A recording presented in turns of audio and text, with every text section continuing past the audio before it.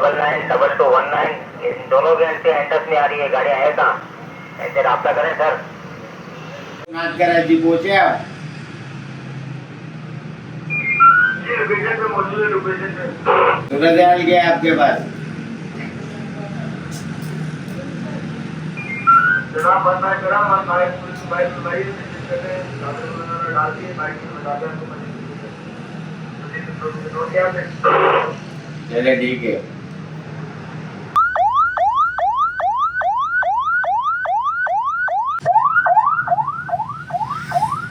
तो हमारा एक भाई प्रॉपर निज़ाम है। तो हमें सबसे पहले जो कॉल आती है हमारे सेंटर पे आती है 115 से, उसके बाद फिर वो इलाके वाइज कन्वर्ट कर देते हैं कॉल को, कन्वर्ट करते हैं और ये विदिन 2 मिनट्स में सारा काम हो जाता है, हमारे तक कॉल कन्वर्ट हो जाती है।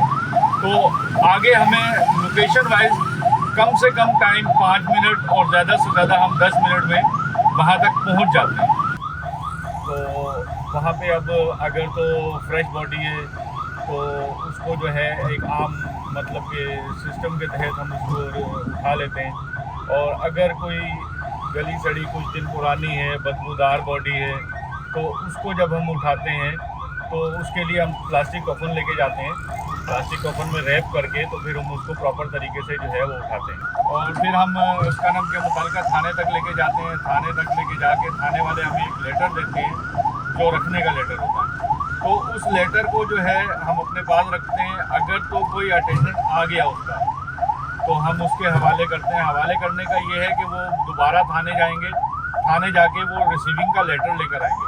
रिसीविंग का लेटर लाने के बाद हम जो है उनको डेड बॉडी रिसीव करवाएंगे। अगर उनकी डिमांड है कि हमें गुसल कफन करके दें तो हम गुसल कफन करके देते हैं। अगर उनकी डिमांड है कि ऐसे ही दे दें तो फिर हम ऐसे ही दे देते हैं। तो बाकी जो है अगर बिल्कुल लावारिस है और उसका कोई अता पता नहीं है हमारे पास, तो हम उसकी तदफीन फिर हम अपने कब्रिस्तान है प्रॉपर गुसल करके नमाज जनाजा वगैरह पढ़ा के हम उसकी तदफीन करते हैं।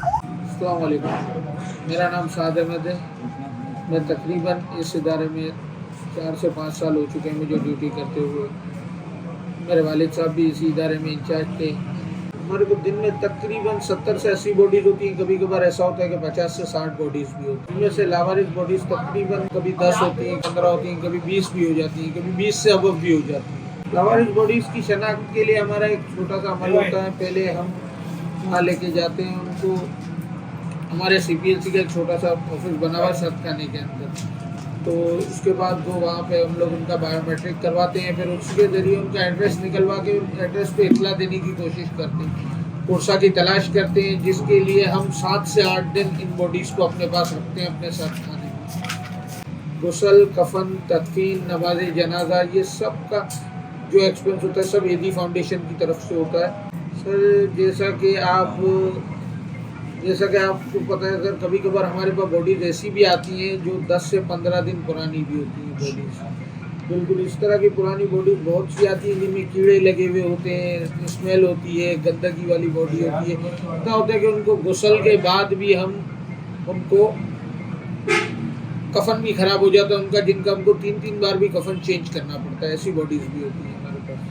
हमारी कोई छुट्टी नहीं होती, ना ईद में, ना बकरा ईद में, ना 14 अगस्त, ना 25 दिसंबर, किसी भी दिन हमारी छुट्टी नहीं। एक डेड बॉडी मिली थी गुलशन इकबाल में एक स्कूल के अंदर ब्लॉक 8 में। एक शोहर ने अपनी बीवी को काट के पतीली में डाल के पूरा पका दिया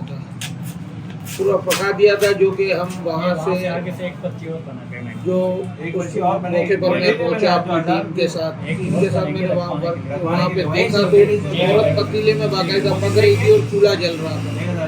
उनकी बॉडी हमने रिकवर की। ये किस्सा हमको आज तक याद है। इस किस्से को तकरीबन 1.5 साल गुजर चुका है, लेकिन वो किस्सा हमारी आंखों से नहीं निकलता कि एक औरत पतीले में पक रही है जिसके शौहर ने उसके हाथ पांव काट के अलग रखे हुए थे और बाकी पूरी औरत पतीले के अंदर डाल के बाकायदा मसाला भी डाला गया था उसके अंदर पकाने के। सर अब जब से हम इस इदारे के साथ जुड़े हैं तो हमको पहले तो हमारी तरजीह होती है कि हम इंसानी खिदमत करें, बाकी बाद में हम दूसरी चीज़ें मैनेज करने की कोशिश करते हैं जो अल्लाह के हुक्म से हो भी जाती है। और सबसे मेन चीज़ ये होती है कि हम उन बॉडी की पिक्चर्स लेके रखते हैं। जो बॉडी सही हालत में होती है, सही कंडीशन में होती है, तो हम उनकी पिक्चर्स लेके रखते हैं। पिक्चर्स लेने के बाद भी हम एक एल्बम तैयार करते हैं, फिर उनके बाद हम उसको फिर अगर कोई अगर वर्षा तलाश करने आते हैं तो हम उनको एल्बम दिखाते हैं कि अगर देख लें, इसमें से अगर आप किसी की शनाख्त कर सकते हैं तो इसमें देख लें। लेकिन जब तक हम उनकी कब्र पे भी नंबर डाल के रखते हैं कि हम उनको बता सकें कि ये नंबर है उनकी कब्र का, और हम उनको जो वर्षा मिल जाते हैं हम उनको उनकी कब्र तक पहुंचा देते हैं। फिर उनकी मर्जी है, वो कब्र पक्की कराएं, जैसा चाहे वो कर सकते हैं। यहाँ ज़मीन बहुत हार्ड है, आसान नहीं, मुश्किल काम है, खोदाई का काम है। तकरीबन 85,800 कब्रें हैं।